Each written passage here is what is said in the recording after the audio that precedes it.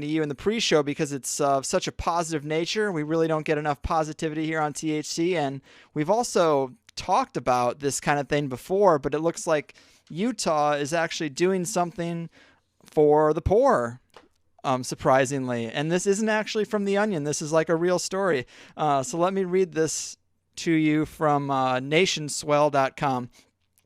Utah has reduced its rate of chronic homelessness by 78% over the past 8 years, moving 2,000 people off the street and putting the state on track to eradicate homelessness altogether by 2015. How'd they do it? The state is giving away apartments, no strings attached. In 2005, Utah calculated the annual cost of ER visits and jail stays for the average homeless person was $16,600, while the cost of providing an apartment and a social worker would be $11,000. Each participant works with a caseworker to become self-sufficient, but if they fail, they still get to keep their apartment. Other states are eager to emulate Utah's results. Wyoming has seen its homeless population more than double in the past 3 years, and it only provides shelter for 26% of them, the lowest rate in the country.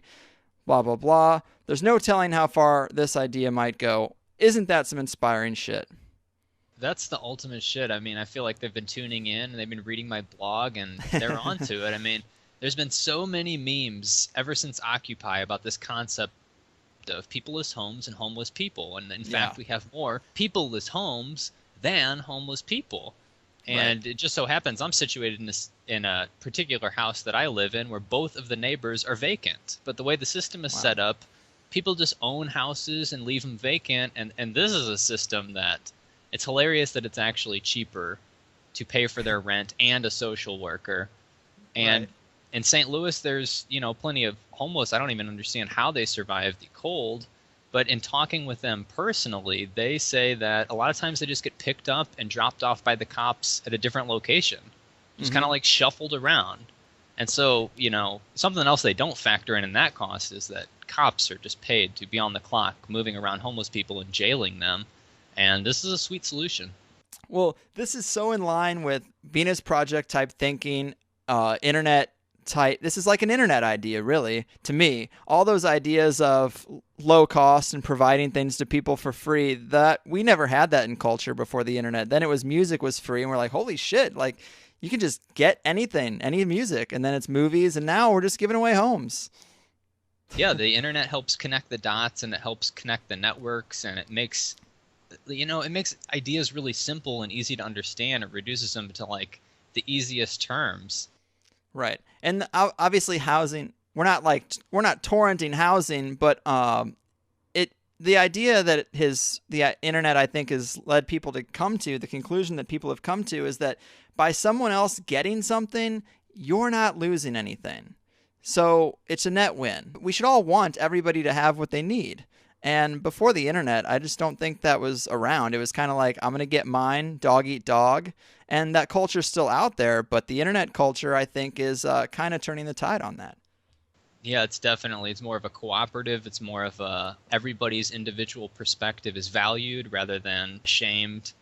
And it's really cool. I feel like they efficiently use resources that we have available rather than intentionally doing really wasteful practices. Mm-hmm. And I know I've said this to you before, and I don't know if we've talked about it on the show, but I think another idea in line with that should happen is cities everywhere are maintaining plants and trees and flowers just for show, just in medians and on hanging off lampposts, and that should all be fruit trees and food that could be rounded up for the food pantries, and it would still look nice, some city somewhere should start that program.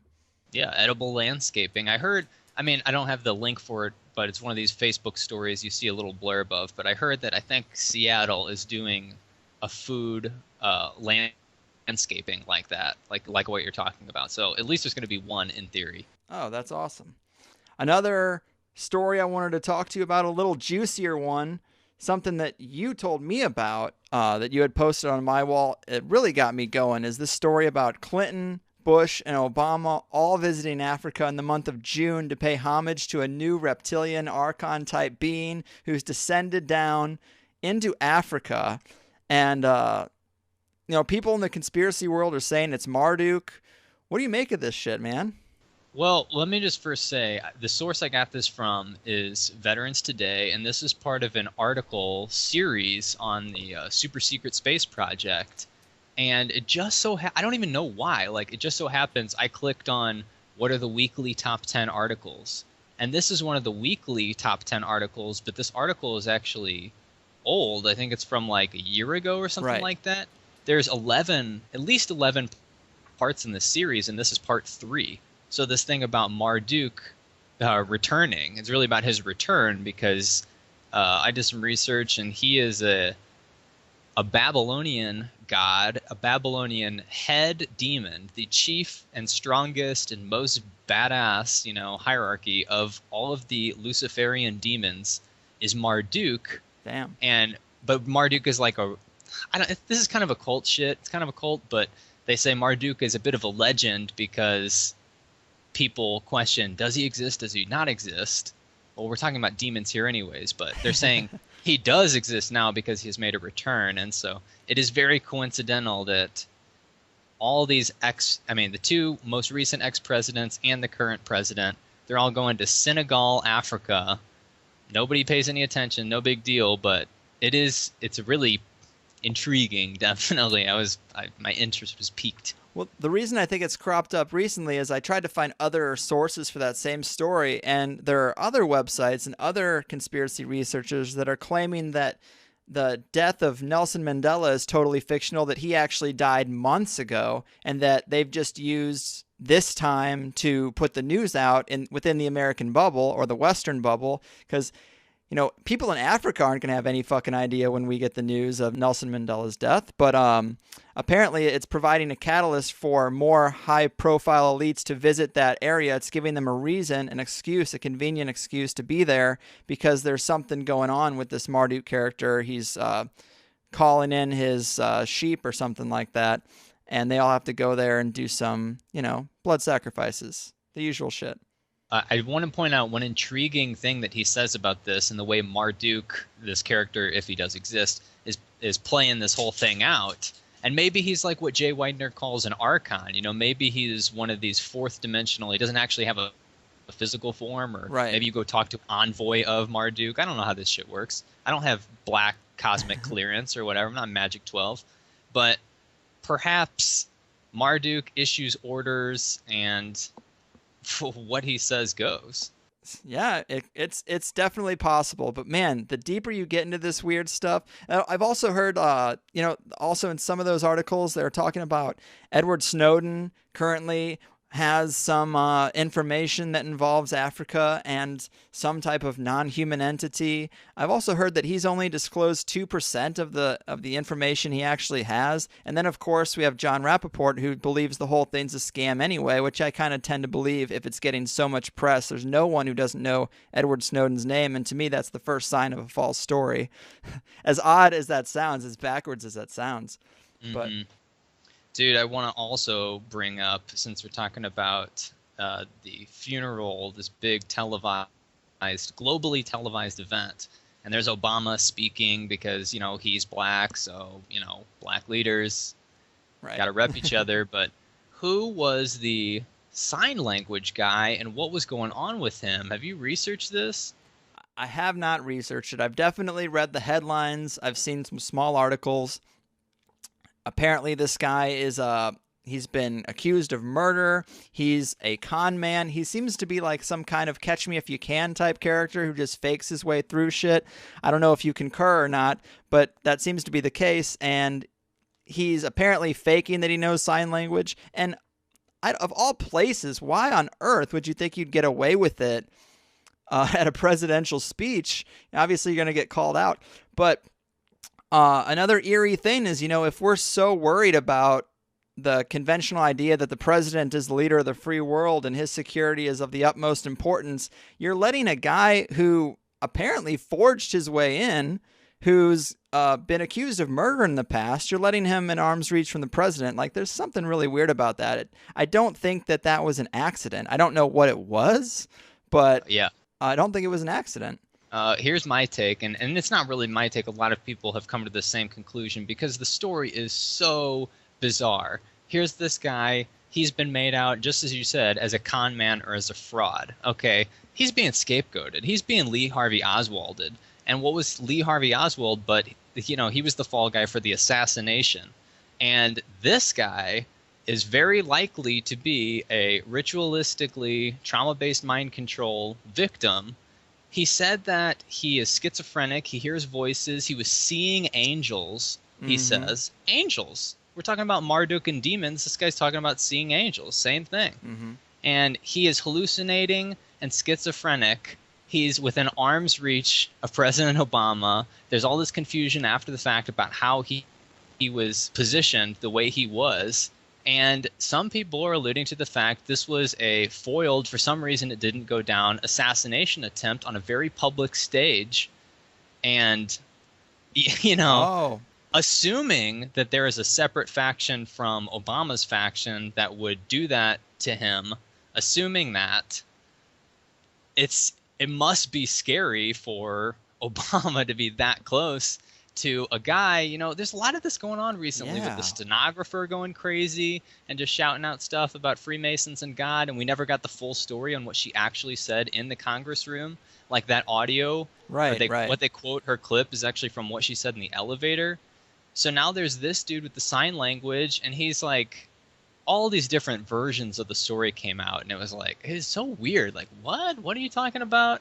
What if that is the case, man? Crazy. It probably is the case that this dude was a mind control victim, and his whole shady past is because he's been used his whole life. And yeah, what if it was like a foiled attempt, like the trigger just didn't go off, the mental trigger, and instead it was just like he shorted out kind of publicly in front of everyone?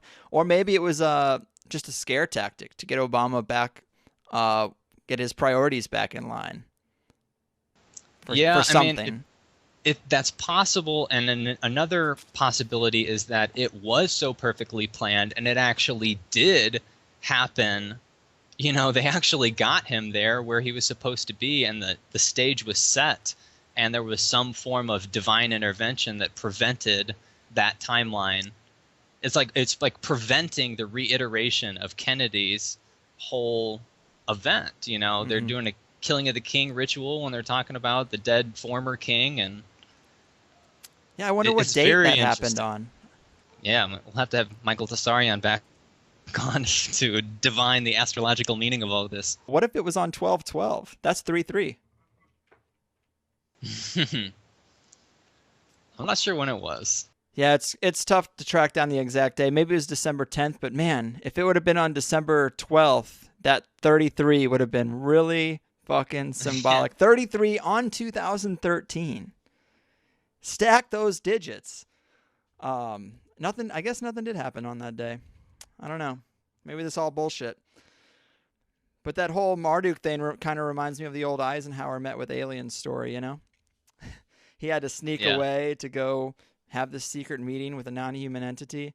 Interesting fucking stuff. The world is weird, man. And it's so tough sometimes for me to entertain stories that are this crazy at this crazy of a level when the 9-to-5 reality is just so mundane. But I definitely want to cover more of them. I'd like to do more episodes about stuff like that. The wildest of the wild. And I think today is going to fit into that category pretty well. Yeah, they say that Marduk would use kings as expendable pawns. That this is all part of the grand play, is to have him come here at the right moment to make the United States crumble from within, make all the global powers crumble, make all global authority look totally ridiculous and fraudulent. And the people will be so anarchistic, they're going to say, overthrow everything, and then Marduk rises with the New World Order after that. Well, at least they got a plan. So on that note, I'm going to play a little spot for the THC Money Bomb. The first one was pretty successful. Hopefully we can increase that success going forward. And then we're going to get this show on the road with Douglas Dietrich on the other side. Folks, I got to tell you about a little thing that we call the THC Money Bomb. That's when I take half the donations I get every 5 episodes and gift that back to one of the listeners. So if you can, consider donating $5 or $10 to THC at thehighersidechats.com/donate. knowing that you're helping out a show you love and with the other half helping out a random like-minded person. And hey, it could even be you. Our first THC Money Bomb got just over $500 and it was a big help to me and paid for a networking certification exam for one of our listeners. That's awesome. And I'm hoping we can have success stories like that almost once a month.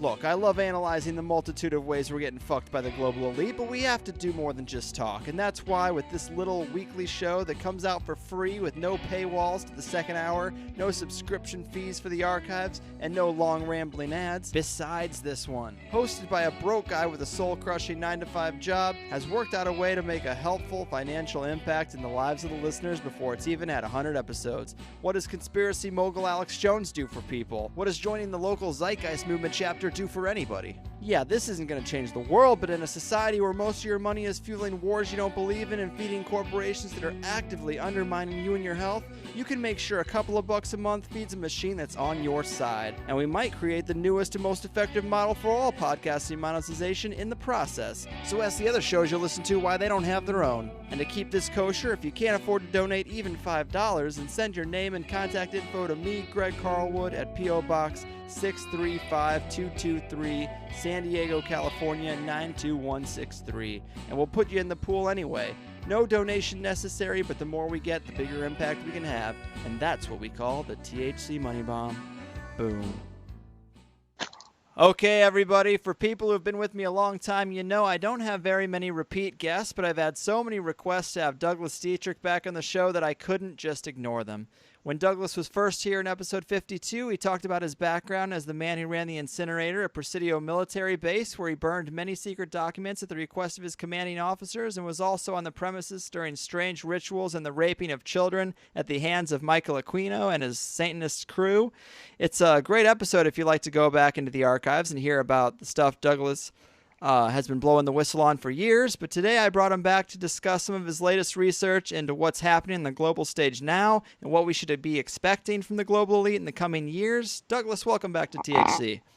Hi, it's great to be here. And just a little bit of qualification of what Mr. Carlwood was kind enough to say. Do it.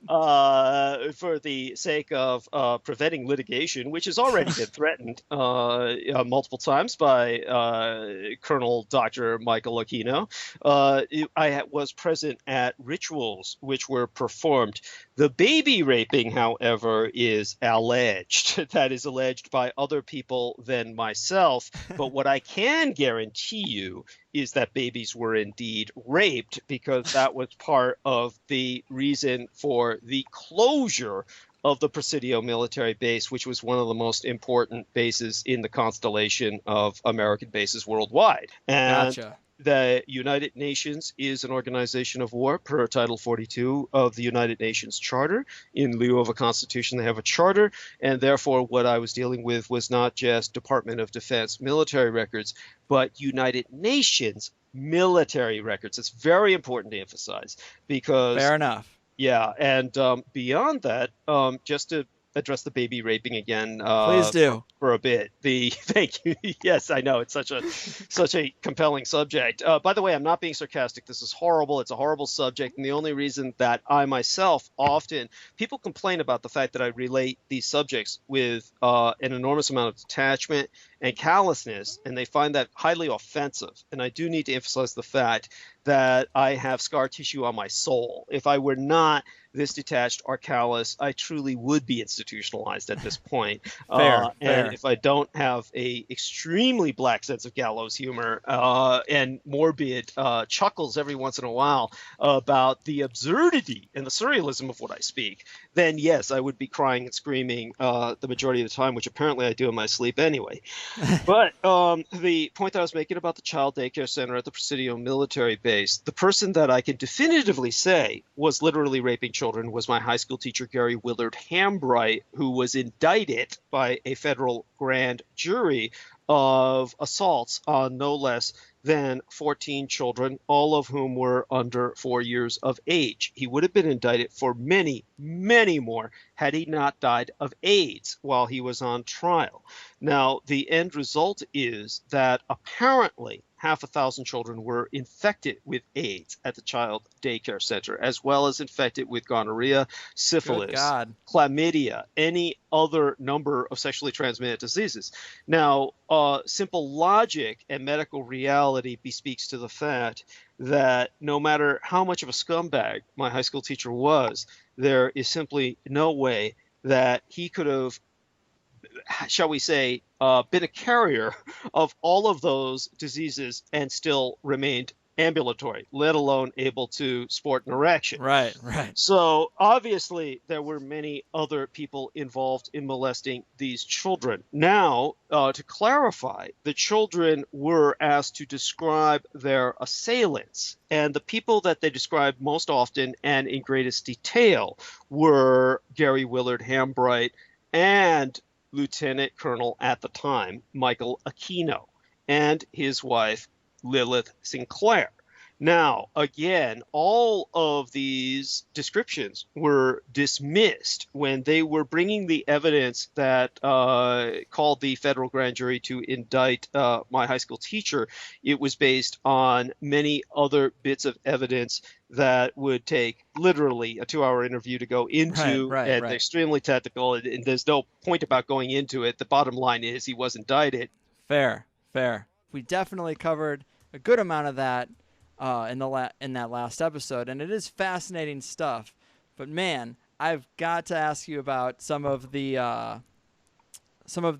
cultural memes that we're seeing. You know, Yes. I mean, obviously, we all know that these mega corporations behind American media and entertainment will interject these certain memes and themes into the culture to condition us to behave a certain way. And it seems like a few of these memes are being used more than ever right now. One example being zombies. It seems like everywhere you look, Warm Bodies, Walking Dead, Call of Duty, The Last of Us, Dead Rising, Dead Island. I mean, we even have Brad Pitt starring in World War Z. And here in San Diego, they have big zombie walks around downtown every so often. I know I've wondered if there's any motivations from the global elite and why zombies are getting top billing these days, and I know you've been looking into it as well, man. Let's change gears a little bit. What do you think? Sure, I can go into that, and let's do that. One of the first things I do want to go into is just a bit of a divergence, because it is along the lines of what we spoke, was the popularity of the movie series The Hunger Games. I honestly believe that Yes. is connected in a very tangential sense, but it's connected in the sense of hopelessness and starvation, of collapse, and of reconstruction in the most negative sense. It's reconstruction by a government where apparently the elites have never lost any of their grip on the world around them. Now, this is the kind of dystopia that people are being conditioned to expect, because people are being conditioned into apathy concerning the inevitable victory of the elites. One of the things that people are being mimetically conditioned for is the concept that the elites which rule us today are entirely omniscient, that they're omnipotent, that they see all, that they know all, and that they can respond to all in the most immediate sense, and with shall we say, decisive action, with incredible force. And nothing could be further from the truth. The morbidly inbred elites that are in charge of our society as it exists right now, which in a very real sense is global, are basically in a spiral all the way to the bottom, like an elevator whose cables have snapped, and it's heading towards the bottom of the shaft. And the destruction that they are mimetically conditioning you for is one in which they hope and pray that they can rebound from, and ultimately grab back a hold of through your apathy. So the most important thing for the listenership and for the American public, the tax-paying electorate, to realize is that if you're not apathetic, they can never do what they intend to do. And in an absolute worst-case scenario, it would disintegrate. Were you that apathetic, the ultimate logical conclusion to that would not only just be the Hunger Games, But the logical extension of that would be the penultimate logical conclusion of basically H.G. Wells' The Time Machine, where the Eloi were these very passive, submissive people who were eaten by the subspeciation of humanity that had developed in their shelters beneath the ground.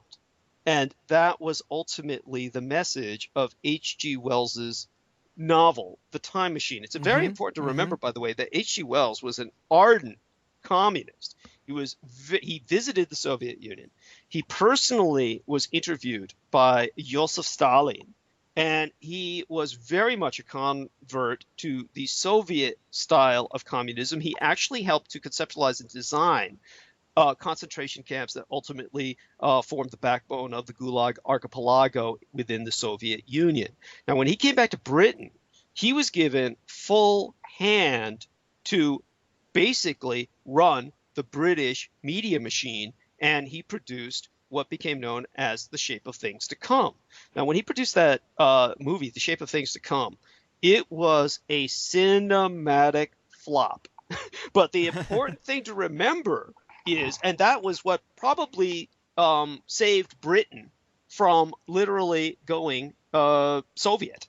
And because at that point, he had it all. He had the approval of the monarchy because he was considered an ambassador of goodwill between the Kingdom of Greater Britain and the Soviet Union.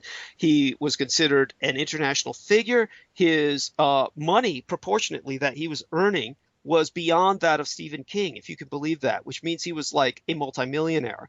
And then the government did something that no one has ever done for Stephen King. They gave him full sway over the media production facilities. Now, Britain is very different from the United States. A lot of people don't realize this at all. The British media machine is very state-controlled. They are incredible, to the point, by the way, where somebody who is reporting on the news cannot ever break that news contract and ever do acting in fictional movies because they don't want to blur the line between fiction and reality like they do in the United States. So with that level of control the British government has, imagine them, for whatever reason, giving him full control of the media machine, full budget, full control of the music, full control of the screenwriting. No director ever has that amount of control. And he created The Shape of Things to Come. And, of course, he put it together in such a turgid manner that nobody bought it, quite literally.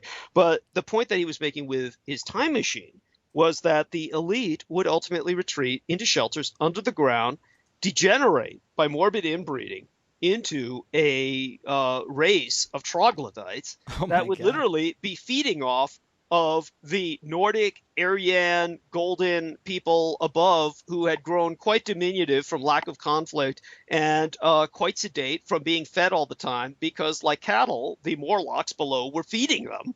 And they were accepting that food. They never questioned it. And whenever the bell rang, whenever the air raid sirens would go off, they would march into the shelters to be devoured.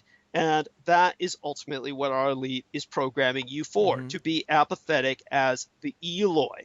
And, of course, that is part of the phenomena that the Hunger Games is part of, but that's almost organic. By that I mean it's almost a spontaneous part of the cultural slide towards that direction. Now, the absurdity of the Hunger Games and what kind of, how would I say, glitches it, is the fact that they're trying to portray a society that is phenomenally destitute.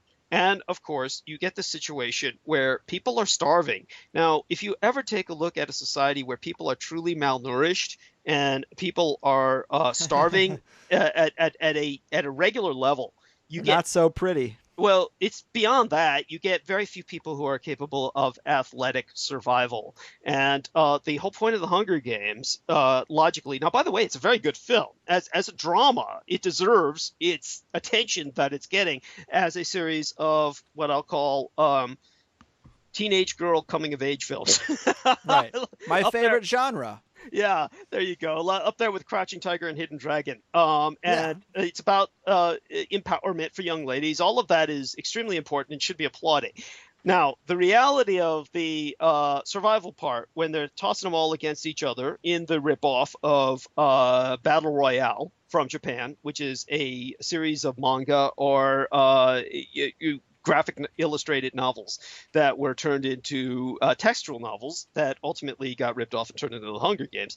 The whole point about these kids fighting each other is that in the Hunger Games, the theme is they're choosing them spontaneously. They literally have a lottery.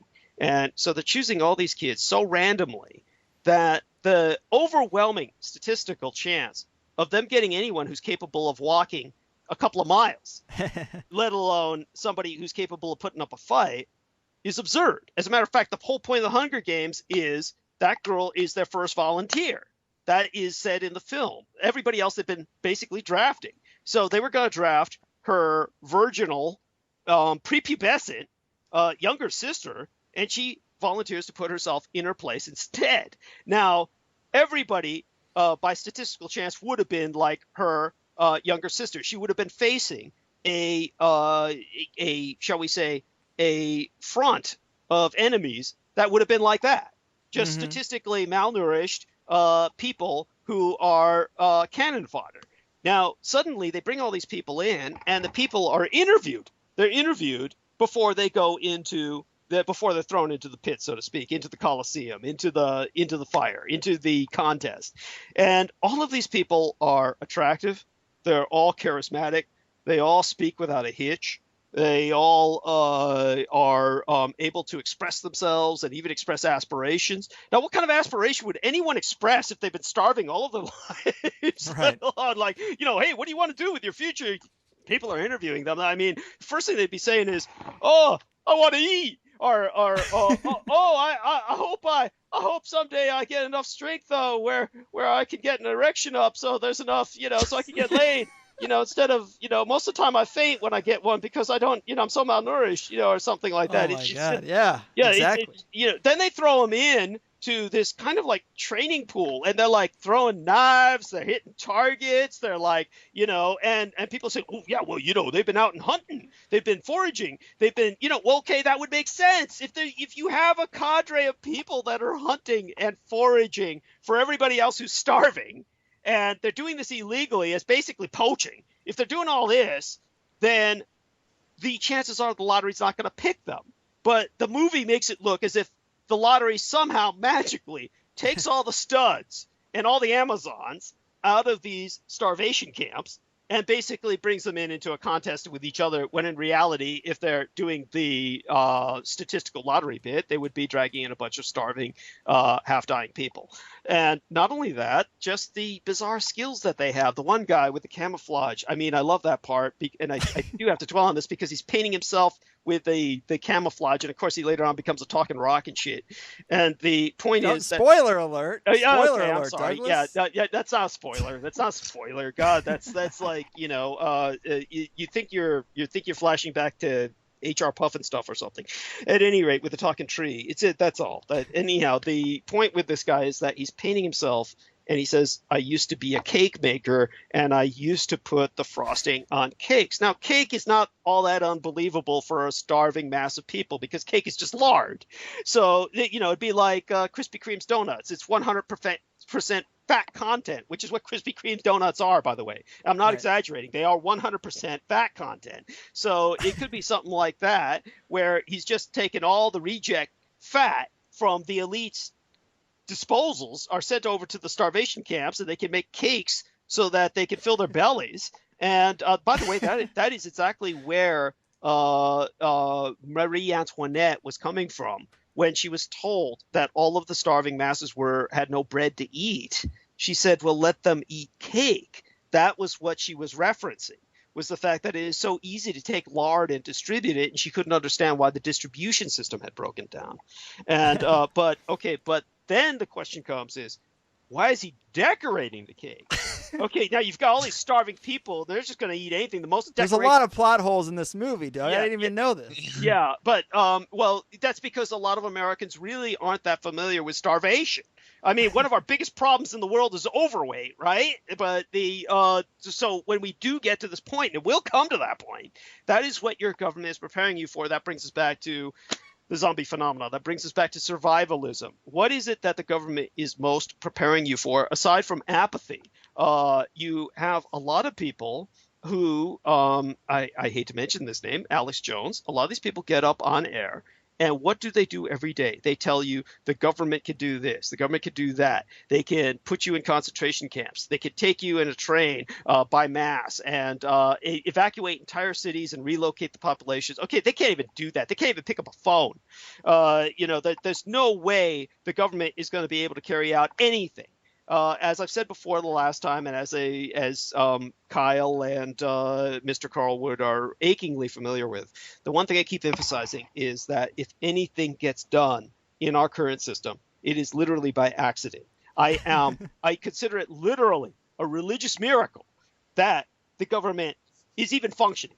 I mean, because having been in it and described what I've already described, you can listen to my last interview to get a whiff, just the tip of the iceberg of what your government is like. To give you an example of this, I put a column on my Facebook timeline about World of Warcraft. And the reason I did that is because your NSA and the FBI have dedicated, believe it or not, officially, as their objective, as their mission statement, the majority of their staff is dedicated to playing World of Warcraft. And that's official. And the whole reason for that is because they tell you that amidst all of those elves and fairy folk, there are terrorists. That all the terrorists are organizing terrorist guilds because they're disguised as orcs and succubi. And they basically get together and they communicate about all the plans of attack that they're going to make against Sears Tower and against the Trans-American Pyramid. And they disguise it all under the orchestration of attacking a boss character inside of his castle complex within World of Warcraft. And they tell you that they've foiled thousands and thousands of these attacks on World of Warcraft by doing what they do. And as a matter of fact, there are so many federal agents in World of Warcraft that they have to have minders that have organized basically these teams. They have a special term for it. It's actually in my column. I couldn't even remember it. It was such an absurd technical term, what was it called? Something like deconvergence or something like that, where these teams, their entire job is to make sure that all of these spies and agents don't wind up spying and inhibiting each other in the game. Because the majority of people who are like you and I can't afford to be on World of Warcraft 24 hours a day because we're trying to earn enough money to put food in our mouths. So the only people who can play World of Warcraft during working hours, during bankers' hours, during government hours, which is basically, government hours, by the way, are basically 10 a.m. till about 11 a.m. They work for 1 hour, and then what happens is after that they have 1 hour before lunch and 1 hour after lunch. They take 3-hour lunches. I'm not exaggerating. And these are like 6-7 martini lunches. And then they come back pig-faced drunk. And the remainder of the day, which is basically from about 2 p.m. till 4 p.m. Because, by the way, I don't know if you're aware of this, but everybody should be. Governments, state or federal, they close at 4 p.m. There's no way that any of them stay till 5 p.m. They close at 4 p.m. So between about 2 to 4 p.m., that's about 2 hours. So they work about 3 hours a day, and they don't work Fridays. Guaranteed. They don't work Fridays. Guaranteed. They don't even show up for work. So you've got a luxury. Yeah, and all the time that they're there, that 3 hours a day that they're there, 4 days a week, they play World of Warcraft. And that is essentially the only people who you will find online when you go on World of Warcraft during bankers' hours. You know that the vast majority of people that you're dealing with are government agents. And that is how the situation is. And they've officially admitted that, and they say that they're doing this, they're foiling terrorists. When it gets to that point where they're telling you that, I don't understand why the taxpaying electorate just doesn't I mean, it's no wonder that you're going to become the Eloy. I mean, You deserve to be eaten. This is literally at this point. I really don't know how to express it. But anyhow, but what the government is also preparing you for is the great dislocation where they won't be there for you. Now, your U.S. government continually tells you, during an earthquake, during a hurricane, during any major event, a tornado, all the rest of this, they want you to be prepared. So they're actually telling you to stock up on food, stock up on supplies. They're not saying ammunition now. They'll try and deprive you of that. But they're telling you, make sure that you have a bug-out bag. Make sure you have all this. Now, why are they telling you this? The reason they continually emphasize survivalism, the zombie worst-case scenario, one of the major reasons they're emphasizing it, is they are telling you they are not going to be there. Basically, this is their equivalent of saying, ladies and gentlemen, you're on your own. Good night. Well, why shouldn't we prepare for that type of scenario? I mean, shouldn't we do something if we can to prepare ourselves for such a apocalyptic scenario? I understand that to be a valid argument. At the same time, look at the reality of it. The reality of it is how self-independent, how self-supporting, self-sustaining can you be? The reality is no man is an island, and you require an entire community to go with you. Basically, you're talking about joining a cult. You think a community approach is a better one? Well, obviously, the community approach is a better one. If you can get people on board, though. It seems like a tougher row to hoe. Yeah, but that's the point. You can't. Unless you're joining some apocalyptic cult, you are not going to be able to get a community together. I mean, what are you going to need to get a truly viable community? Hey, you're going to need a doctor. You're going to need some nurses. You're going to need any number of other people that you've never thought of before. For one thing, how are you going to farm? Okay, none of us know how to farm, so we're all going to die when our stocks run out. Farming's a natural thing, though, man. You plant the seeds and nature let nature take its course, kind of. That's not serious. That's not a serious statement, is it?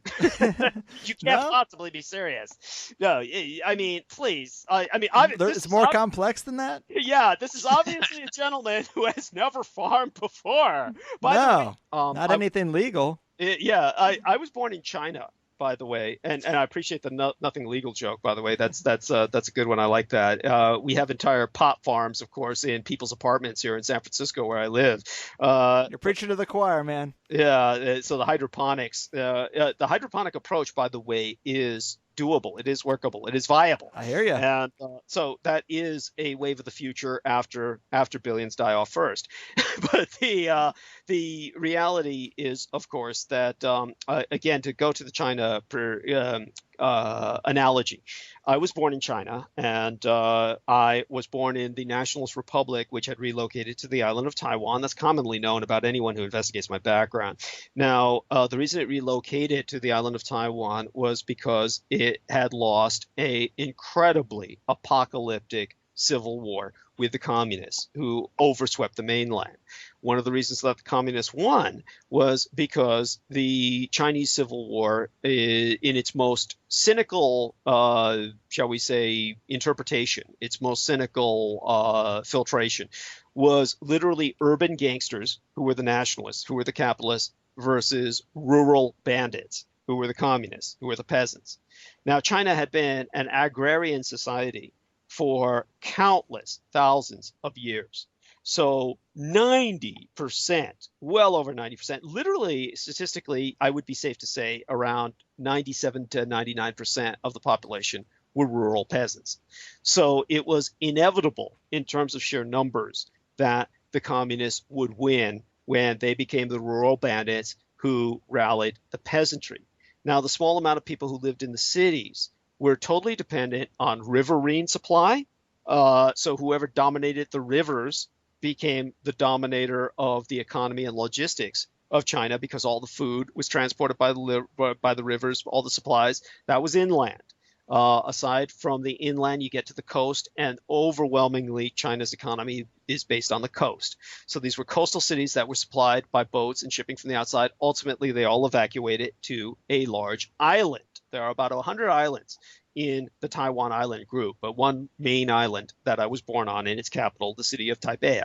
So ultimately, they had to retreat to an island nation and form what became known as Island China to escape the communism. Now, the United States is just the opposite. To show you how insane the situation is here, it's like reality turned on its head, like a pyramid set on its top.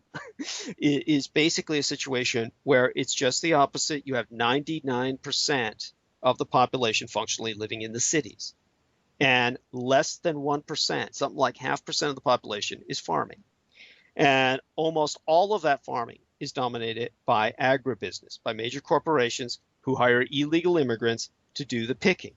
So if they did not bring the illegal immigrants up by the tens, if not hundreds of thousands, to the United States to pick those crops, those crops would wither on the vine, quite literally, and die. And the reason why is because they have no machinery to pick it up.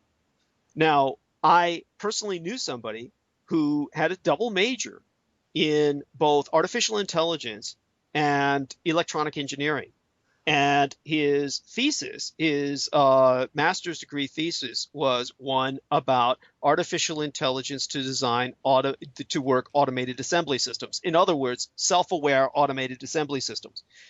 Now, no one would hire him because no one in the United States needed that. They said, "Why do we need that when we don't build things anymore? The United States has no industrial base, so go to hell." And so he approached agribusiness, and he said, "Oh, I can make picking machines that could literally pick machines, pick on all the fruit, and you won't need these illegal immigrants." They said, "Why would we do that? We spend so little. Why would we invest in these incredibly expensive self-aware picking machines, these robots when we can just hire all these illegal immigrants for pennies on the dollar? Go to hell." Now, he lives basically in the home in a combat zone in the middle of some destitute area of Ohio, basically off of peanut butter and cans of beans in this home he inherited from his grandparents. He was taken of until they died, and he may as well be dead. I mean, he's unemployable. No one will hire him, and all that education meant jack shit. So this brings us back to the question: since they have no machines to pick that amount of fruit, and if they illegal migrant labor dried up because there was no economy to sustain it, and there was no point in them coming up here, no one's there to pick the food, let alone distribute it, and everybody starves. So we are in a situation where when our society collapses, this is what I mean by the elevator hitting the bottom of the shaft, it collapses all at once. And there's no way you and I can go out there and say, well, let's farm ourselves, because we would never be able to farm enough to sustain one person, let alone thousands of people. Yeah, I agree with you, Douglas, that a big issue in the post-collapse is going to be food. And so it's interesting on things like Hunger Games or like zombie apocalypse themed material, like The Walking Dead is a wildly popular show. On The Walking Dead, they explore this idea where the group says, well, surely the government is still up and running. Surely the Center for Disease Control will have figured a solution, and they go explore it. And of course, there's no government. There's no nothing left. They were never even there. It was all a big show to begin with. So as soon as the collapse happens, they're gone. They're out the door. But in the show, they glorify guns. They always, every single episode, it's about guns, guns, guns. That's how you survive in the post-apocalyptic world. But they rarely talk about food, which I think would be a much more primary concern. Absolutely. And the people who store up on a lot of food, then the problem is, even though you've got preserves or meals ready to eat, some kind of prepared foods that are dehydrated, desiccated, whatever, that last for long periods of time, eventually, of course, it's going to run out. Eventually, of course, unless you're just a total hermit, you are going to be sharing it. And the end result is, of course, it's also a target. That brings us back to the food and the raising of food. Who are the only sustenance farmers in the world today? Basically, people who would have been termed in periods of time a religious cult. And that would be the Mennonites, the Amish, the Pennsylvania Dutch, various highly religious peoples that take their religion so seriously that all they do all their lives is farm. And their problem, and it is a problem, is they are pathologically pacifist. There is such a thing as too much of a good thing. Now, it's one thing for someone to say, I'm going to sublimate all of my sexuality and violence and become a Buddhist monk. And you've got a whole community of people like that.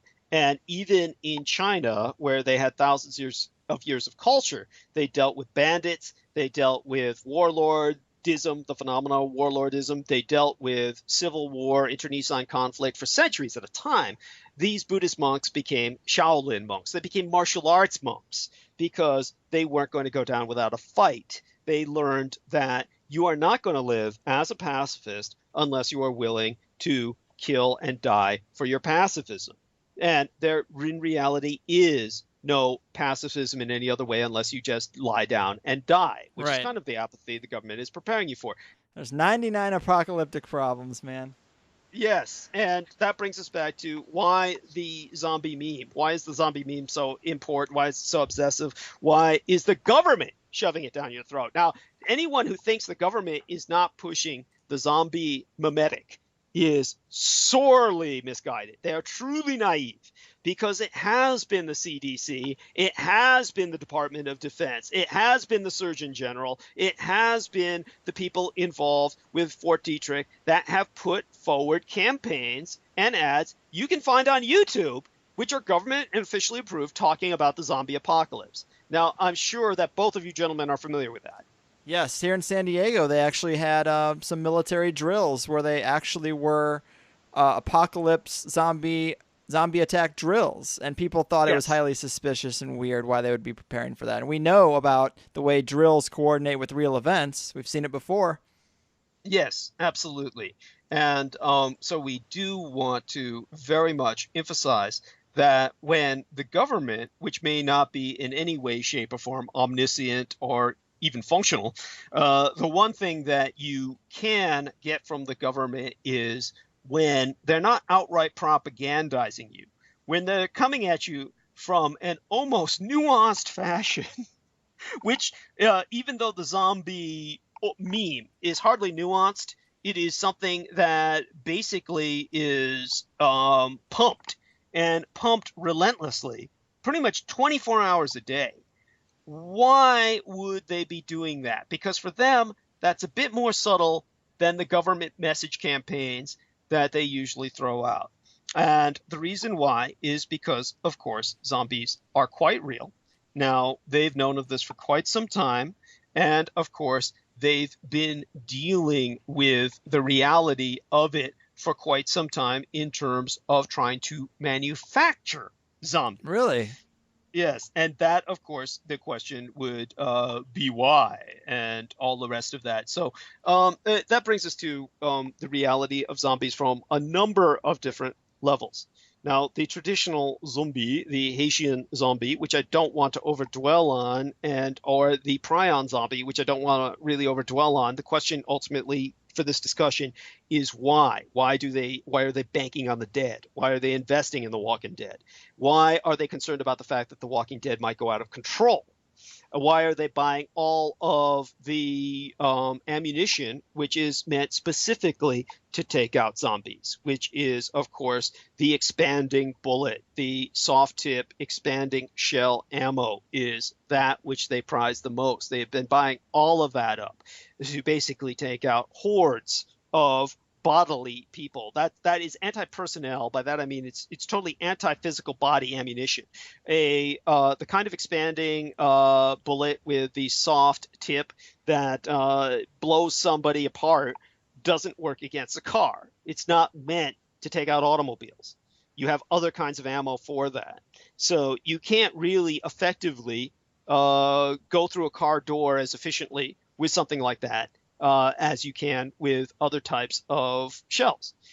Well, they're investing in all of this because of several things that they've dealt with in the past. Now, one of them, the traditional Haitian zombie, comes, of course, from the zombie, the zombie formula, which has been used to manufacture zombies in the island of Haiti and throughout Latin America for centuries. And this, of course, is to the extent where Article 246 of the 1835 Código Penal de Haití, meaning the Haitian Penal Code, still in force today, renders it illegal to manufacture a zombie. It shall be qualified as attempted murder, the employment which may be made against any person of substances which, without causing death, produce a lethargic coma or less prolonged. If after administering such substances the person has been buried, the act shall be considered as murder no matter what result follows, meaning whether they get up and walk or not. Now, again, this was written in 1835, and it has very modern terminology, so it actually anticipated what we are going to be dealing with. Now, this is what made Dr. Wade Davis, the ethnobotanist of the movie Serpent in the Rainbow, this is what makes him an international criminal. He's basically a drug dealer. Because he was requested to come down to Haiti by Dr. Nathan Klein. Dr. Nathan Klein was someone who had an unsurpassed reputation. He basically had been working in Haiti for many years. If I'm not mistaken, he was working there the majority of his life, something like 20 to 30 years. And he had worked with zombies. The most famous case being that of Clairvius Narcisse, last name, appropriately enough, spelled like narcissism. Now, Dr. Nathan Klein was a psychopharmacologist, and he was the only two-time winner of the Albert Lasker Award for clinical medical research. That's an award that's known as America's Nobel Prize. Now, he had, with Dr. Manfred Kleins, who had coined the term cyborg back in 1960, first using the phrase in an article published in Astronautics magazine about the advantages of self-regulating humanic machine systems in outer space. Been working with Dr. Nathan Klein for 30 years. And both of them have very similar names. One is spelled K-L-I-N-E. The other man, Manfred Kleins, his last name is spelled C-L-Y-N-E-S. They are not related. But at any rate, while they were working there, the entire idea was to find the secrets of Poudre Zombie, or the Haitian zombie powder, to apply in astronauts so that they could kill them and reanimate them at the other end of their trip. Wow. This way you could actually have somebody who would go into a legal and clinical state of death. Now think about what I'm saying. Take that literally. A legal and clinical state of death, as real zombies do that are manufactured in Haiti, and be reanimated at the end of their voyage and actually function, because they would not be subjected to the same procedure which turns the zombies into a volitionless automaton as they are used for in Haiti and in Latin America, basically as slaves. Now, when you are able to put someone under and bring them back as a functional, volitional human being, you've got a great tool to use for space exploration. You could conceivably send someone out on trips to the other end of the solar system with conventional rocketry the size of what Dr. Wernher von Braun designed for the moon landings. The Atlas rockets could theoretically take you all the way to Pluto. It would just take years and years and years, decades. So you could have somebody reanimate after those decades and function as an astronaut, go into death again, and come home. And that is what they were thinking of. That is what the term cyborg was originally co-opted for in terms of humanic machine systems that are self-regulating in outer space, because they would, of course, be regulated by monitoring by machines that would not need to be pumping fluids into them or pumping out secretions, because they would neither be breathing nor eating nor secreting, because they would be legally and clinically dead. So that would save all of the money that you would otherwise have for all that liquid soup and pumping out all that liquid shit. Right. So you've got this situation that was perfect. So they brought down Dr. Wade Davis to become a drug dealer and buy the Poo Zombie. Now, they couldn't do it because they were legal doctors, and if they pursued that research, they would be arrested and expelled. So they brought down Dr. Wade Davis, the adventurer, specifically as an ethnobotanist to take that risk. And he was willing to take it, and he purchased an enormous amount of Poo Zombie, smuggled it out of Haiti to the sponsors of both Kleins, Dr. Klein and Dr. Kleins. And he brought it back to the as yet unnamed pharmacological industries. Now, in terms of these sponsors, in the film, The Serpent and the Rainbow, they give a false name, a cover name, Boston Biocorp. Now, Boston Biocorp is representative of these real sponsors that sponsored Wade Davis to go down there at the behest of the Kleinses. And Wade Davis never identified who his sponsors were. Now, he brought back the Poo Zombie to them, and what was the public justification? Because the public knew about it through the movie Serpent and the Rainbow and the book he wrote, which made his name a household name in anthropology. So what was the justification? The rationalization was, of course, anesthetic shock. It's important to remember that the pharmaceuticals industry is 300 trillion United States dollars, excuse me, 300 billion United States dollars, 300 billion United States dollars a year. And 300 billion United States dollars a year pretty much makes them run the government. This is why your schools promote Ritalin. This is why they pump your kids full of drugs. This is why everywhere you go, everybody's on prescription psychotropics, etc. Mm-hmm. Now, they were justifying what they were doing for good cause because 20,000 people a year die of anesthetic shock. Now, we can go into the reasons for that. And the problem is nobody needs to die of anesthetic shock. But the reality is 20,000 people do.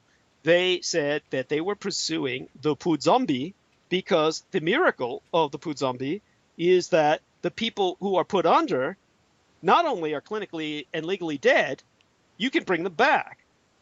And they don't die. Crazy, man. You know, they could die after that if you shoot them, but they don't die through the process. Yeah. So they could conceivably use this on anyone to put them out in such a way that the anesthesiologist would no longer need to monitor you with the enormous risk that they monitor you with in surgery. You could pretty much cut a person up and put them back together again and not worry about anything. Legal loophole. But they didn't do that. They didn't apply to that. 20,000 people a year still die from anesthetic shock. So what did they do with it? Well, they put it into research concerning slave labor. Okay, now slavery is illegal in the United States, correct? Well, so they say. Well, it is illegal if you're alive. Now, that was the whole reason for Terry Shiver Schindler. Excuse me, Terry Schindler Shiver. What was her name again? Terry Schiavo? Terry Schiavo. Thank you. Yes, and she had a Schindler in there somewhere, I believe. She was of half-Jewish descent, if I remember correctly. At any rate, Terry Schiavo was married to a paramedic. I don't know if you're aware of this. He was an emergency medical technician who had claimed that he had converted to Buddhism. He makes a big deal about that. By the way, he's about as Buddhist as Anton LaVey was a good Christian or something like that. So this individual basically got a hold of Poo Zombie. He actually used it on Terry Schiavo. And that is something that is pretty much known in paramedical circles. Wow. Now, this is not an accusation because I don't want a lawsuit, but this is something that is circulated in paramedical circles that is pretty much taken for granted because she had all the symptoms. Now, because he was not an expert, because he was not somebody who was a Bokor or a Vajrahodunista, a Vajrahoduns or voodoo practitioner, he did not apply it correctly.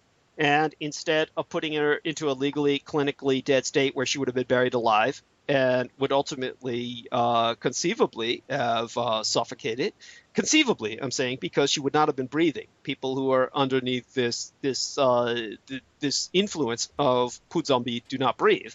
So conceivably, somebody could last for years, theoretically, being buried and be exhumed years or maybe decades later and still be alive if you reanimate them.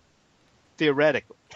Now, I don't know if anyone's ever done that, but if they have, it hasn't been recorded. And one of the reasons why is because, again, the legality issue in the places where people are much more aware of this phenomenon. Now, in his case, he pretty much put her into a coma where she was barely functional. And ultimately, it went all the way up to the Supreme Court, and it was put into the hands of the governor of the state, who was Jeb Bush, George Bush Jr.'s brother, the son of George W. Bush Sr., and also the man who George Bush actually expected to become president, as opposed to the retard. Now, to give you some background on just how maniacal or how manipulative or evil Jeb Bush is, Jeb Bush was running for governor in one of the most important swing states. That's how he made his brother president. Right. Now, he was running for governor, and the way that he won was he converted to Catholicism. He converted to Catholicism so he would impress all the Cubano immigrants from communist Cuba who were ardent Catholics. Not only did he convert to Catholicism, he married a Latina. She is known as the Dark One. All for show. He had several children with her and then divorced her as soon as he became governor. She now lives in a massive hacienda estate in Mexico with the kids and is paid an enormous amount of money to keep quiet and never come home with the children. And that's the kind of individual that Jeb Bush is.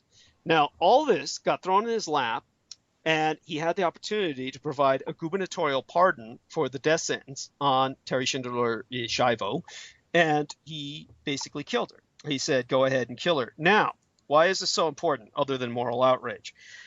The reason that this is important is because that was the legal precedent for anyone who is clinically termed brain dead. Now, keep in mind, Terry Schindler Shivo was not legally and clinically dead. She was termed vegetative state. And that meant, by the way, that she was fully conscious of everything that was going on around her. To give you an example of this, you have a situation that was dealt with by this man who was in Europe. And this man was incident to a car accident, thrown into a vegetative state. Right. And his parents kept saying that the doctors kept telling his parents to kill him and put him out of his misery. And his parents refused to do so. Now, there was an MD who finally used highly advanced medical sensing equipment that did not exist until literally a few years ago. And he was able to prove that this man was responding to all of his stimulations, meaning that this man was entirely conscious of everything that was going on around him, meaning that he could hear every word the doctor said when the doctors were telling his parents to kill him for 10 years. And the individual in question, I'll have to look through my notes exactly to find out who that is. By the way, it's something that people can search engine if I do not find that. But in terms of what I am bringing up, the reason it is so important is that essentially proves what Terry Schindler Shivo was going through. She was utterly conscious of the fact that they were going to kill her. And that is because her nurses reported, her real name, by the way, was Theresa Marie Schindler. That was it. And Shivo was the last name of the scumbag who she married. And so she collapsed into a vegetative state due to supposedly oxygen deprivation in 1990. And they basically thanatized her by her husband's wishes through torture. They dehydrated her to death. They pulled out her water, so that her body slowly shriveled up and died. Now, the important thing about pulling the plug was that the man who was originally, that I was bringing up in Europe, that was suffering that exact same condition was a man who named Rom Houben. R-O-M was his first name. His family name was Houben. He was born in 1963, so he's about the same age as my late sister would be if she were still alive. I was born in 66, so he's about 50 now, about half a century old. The doctor who saved his life was Stephen Lowries, a neurologist, Laureys. And it was Dr. Stephen Lowry's he's a neurologist, he used ultramodern imaging technology to prove that this person was able to hear and see and feel everything, but Wow. nevertheless could not respond. That's exactly how Shivo was. Now, get what I'm saying. That means that they were functional. That means that if you could do something with the bodies to tweak it just right, they could ambulate. Slave labor. That means that, yes. Put them on the assembly line. Yes. And what makes all of this so important is that the United States government, by what they did through Jeb Bush with Shivo, that is the legal precedent for slavery in the United States. Anyone who is considered brain dead by your medical industrial complex can be used as slave labor. The reason why is because you can kill them. If you can kill them, you can do anything with them. So back to what we were speaking of with what your government is working with. Sure.